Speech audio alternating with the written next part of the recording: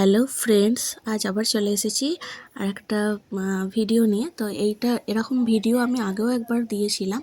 তো আবার same video দেওয়ার একটাই কারণ হচ্ছে, এটা হচ্ছে 2024-এর দুর্গাপুজোর সময়। ঠিক আছে, তো সেই সময় আমি হচ্ছে প্রেগনেন্ট ছিলাম। তো সেই কারণে তোমরা অনেকেই জানো যে আমি পার্লারের কাজ বা মেকআপের কাজ এগুলো করি।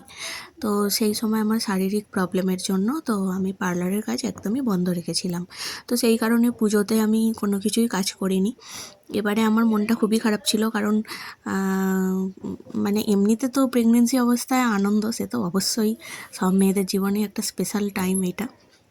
তবুও আমি যেহেতু পার্লারের কাজ জানি বা প্রত্যেক বছর করে এসেছি, তো এবছরে করতে পারছিলাম না বলে একটু খারাপ লাগছিল যে এবছরটা করতে পারছি না।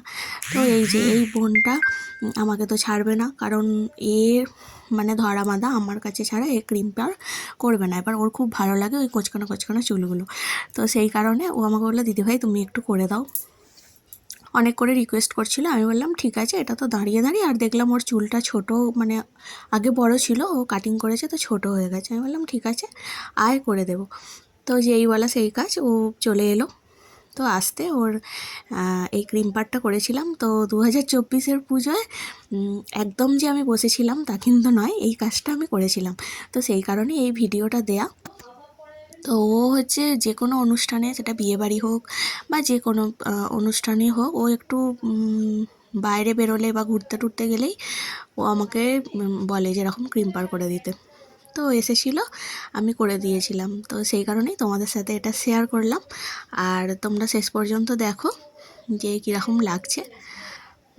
তো ওর খুব আনন্দ হচ্ছিলো যে করে দিচ্ছিলাম বলে।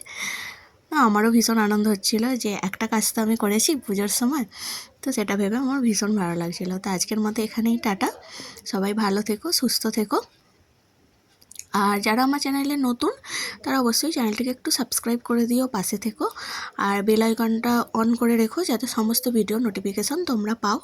আর যদি ভিডিওটা ভালো লাগে, লাইক কমেন্ট একটু শেয়ার করে দিও। তো আজকের মতো টাটা।